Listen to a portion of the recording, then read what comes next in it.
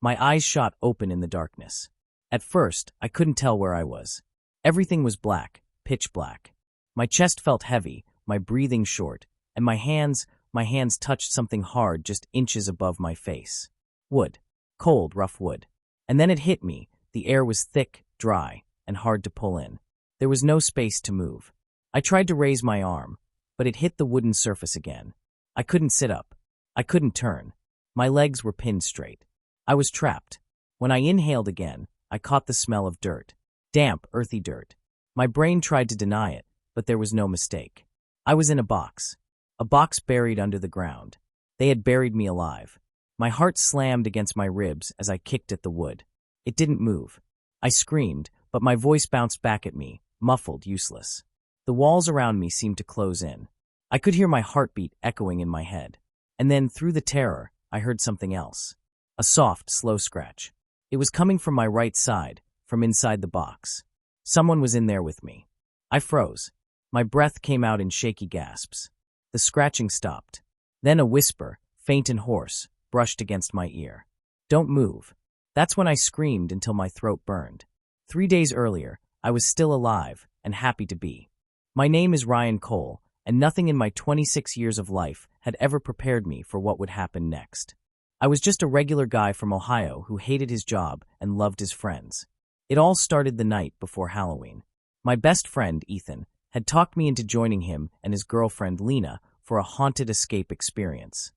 It was some new underground horror event where people were buried and had to find a way out using clues. It sounded terrifying and dumb, but Ethan loved that kind of thing. He said it was immersion horror, totally safe with actors, props, and a panic button for emergencies. I didn't want to go, but Ethan said it would make for a great story. And Lena, she laughed and said, "Don't be scared, Ryan. It's fake." So against my better judgment, I went. The event was held outside of town, near an abandoned quarry. A few tents were set up with flickering lanterns, fake tombstones, and staff dressed like undertakers. The whole place smelled of smoke and damp earth. There was a thick fog rolling in that made it feel like we were stepping into another world. The man in charge introduced himself as Mr. Harlow. He wore an old-fashioned black suit and a crooked smile that didn't quite reach his eyes. He explained the rules. We'd be sealed into mock coffins underground for 10 minutes, equipped with a small flashlight, a speaker to communicate with the team above, and an emergency lever that would pull us out if we panicked. "It's all part of the fun," he said in a deep, oily voice. "You'll hear sounds, maybe even whispers. Don't worry, they're part of the experience." He handed each of us a waiver to sign. I hesitated. My gut screamed, "Don't do it." But Ethan nudged me and said, "Come on, man. You'll be fine. Live a little." So I signed. When it was my turn, they led me to a narrow pit in the ground. Inside was a long, dark wooden box. I tried to laugh it off, but my voice cracked. The box looked too real, too crude. I climbed in. The inside smelled like old pine and metal. Mr. Harlow leaned over me and said softly, "Once the lid closes, you'll be in total darkness. Remember, 10 minutes only." The lid shut with a heavy thud. Instantly, my heart began to race. I could hear the scrape of shovels above me as they covered the box with dirt. It was supposed to be fake, but it sounded too real. Each scoop thudded against the wood, cutting off the little air that was left. And then silence. I clicked the flashlight on, nothing. Dead battery. I cursed under my breath. I reached for the speaker beside me, but all I got was static. That's when the first whisper came. At first, it was soft, like a breeze slipping through cracks. "Ryan." I froze. I pressed the panic lever. Nothing happened. Then again, louder this time. "Ryan, you shouldn't have come here." I slammed my hands against the lid. "Ethan. Lena. Get me out." No response. Only the sound of dirt shifting above me, and then something cold brushed against my hand. It wasn't wood. It wasn't dirt. It was skin. I jerked back, pressing myself against the far end of the coffin. My breathing quickened. I could feel it moving beside me, slow, deliberate. Then fingers. Thin, cold fingers wrapped around my wrist. I kicked, screamed, and slammed my head against the box lid, trying to make noise. But no one came. And then a low, guttural voice whispered so close to my ear that I could feel the dampness of its breath. "They buried me here first." Everything went dark after that. When I woke up, I wasn't in the box anymore. I was lying in a dimly lit hospital room, and 4 in my arm and dirt under my fingernails. Ethan was there, eyes wide and pale. "Dude," he said, "you were gone for 8 hours." "Gone?" I croaked. My throat was raw, like I'd been screaming for hours. "They said you passed out in the coffin. They couldn't find you for a while." Harlow said it was a technical glitch. The dirt sensor malfunctioned. They had to dig you out manually. I tried to breathe, but something inside me twisted. "The voice," I whispered. "There was someone in there with me." Ethan frowned. "What voice?" "The one that grabbed me," I said. "The one that said they buried her first." Ethan looked confused. "Ryan, no one was down there. They checked. It was just you." He tried to laugh, but it sounded forced. "You must have hallucinated, man. Oxygen deprivation or something." But when I looked down at my wrist, I saw it, for deep bruises, in the shape of fingers. That night, I couldn't sleep. Every time I closed my eyes, I heard the sound of dirt falling and that whisper again, closer this time. "Don't move." I turned on the light and froze. Across my wrist, where the bruises were, dirt began to flake off, like something had been freshly buried there. And beneath the thin layer of skin, I could swear I saw something moving, something trying to get out. The movement under my skin wouldn't stop. It was small at first, just a pulse beneath my wrist, faint enough that I thought it was my imagination. But then it pressed harder, like a tiny finger pushing from inside. I screamed and stumbled backward, clutching my arm. My lamp fell off the nightstand and shattered, throwing the room into darkness. My pulse thundered in my ears.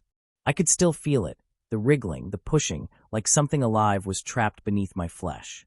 I grabbed the nearest thing, a pair of scissors from my desk, and pointed them at my wrist, trembling. But before I could do anything, my phone buzzed. Ethan. His name flashed across the screen, the blue light reflecting off my pale face.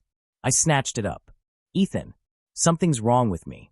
His voice came through, hoarse and shaky. "Ryan, you need to come over. Now. It's about Harlow." "Harlow? What are you talking about?" "There's something inside my arm." "I know," he said, cutting me off. "I saw something under Lena's skin. The same thing." His breathing was uneven.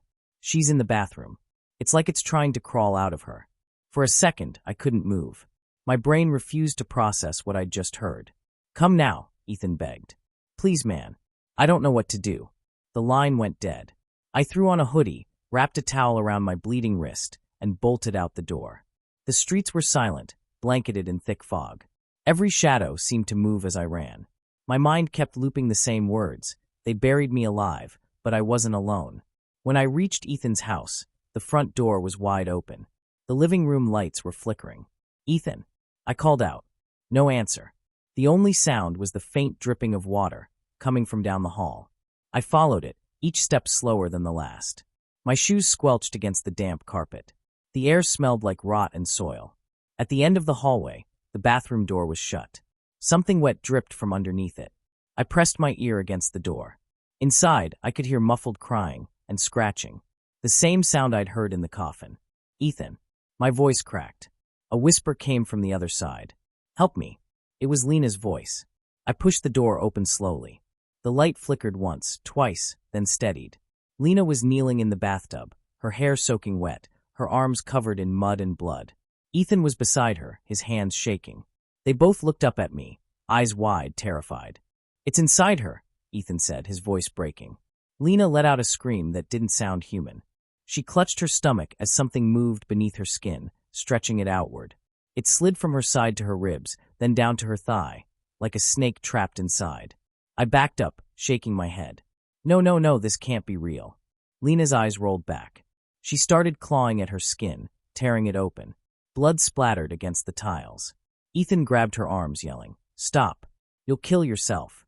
But she didn't stop. With one final, shuddering cry, her body went still. Her chest rose once, twice, and then something burst out from under her ribs. A pale, mud-covered hand. I screamed. Ethan fell back against the wall as the hand, small, feminine, gripped the edge of the tub and pulled. The creature that climbed out wasn't Lena anymore. Its eyes were gone, just black hollows. Its hair hung in clumps, dripping dirt. And its voice, it wasn't hers. "You shouldn't have opened the box," it rasped. Ethan grabbed me by the arm and yanked me toward the door. "Run." We bolted out of the bathroom, down the hall, and into the cold night. I didn't look back, but I could hear it behind us. The sound of bare feet dragging across the floor and the wet squelch of mud. We didn't stop running until we reached my car. Ethan was gasping, clutching his chest. "We have to go to the police," he said. But I shook my head. "They'll never believe us. We have to find Harlow. He did this." Ethan nodded weakly. "He said he runs the event from the quarry. We'll find him there." As we sped toward the quarry, the fog grew thicker, swallowing the road ahead. I could feel the thing under my skin moving again, stronger now, pulsing in rhythm with my heartbeat. "Ethan," I whispered. "It's getting worse." He looked at me, his face pale in the headlights. "Then we better end this before it ends us." The quarry looked deserted. The tents from before were gone, and the dirt pits were filled in. Only the old wooden sign remained, half broken, the words "The Burial Experience" barely visible through the grime. We stepped out of the car, flashlights in hand. The ground squelched beneath our shoes. The smell of decay was thick in the air. As we moved deeper into the site, a faint light flickered from one of the larger pits. Ethan pointed. "There." We climbed down, our shoes sliding on the wet dirt. The closer we got, the louder a strange humming sound grew, low and constant, like chanting. When we reached the bottom, I froze. There was a single coffin in the center of the pit. Its lid was open, and inside it was Harlow. He was sitting upright, motionless, his face pale as wax. His eyes were open, but empty. His mouth hung slack, and a long black worm slithered out from between his lips, curling into the dirt. Ethan gagged. "What the hell is that?" I didn't answer. I couldn't, because when I looked closer, I saw something moving under Harlow's skin, just like mine. Suddenly, his head snapped toward me. His voice came out rough and layered, like two people speaking at once. "You dug too deep, Ryan." Ethan pulled me back. "We have to go." But before we could move, hands burst from the dirt around us, grabbing our legs, our arms, pulling us down. Dozens of them. Some rotted, some still bleeding. The ground was alive with the dead. Ethan screamed as one of the hands dragged him under. "Ryan, help me." I reached out, but my wrist, the one with the bruises, burned like fire.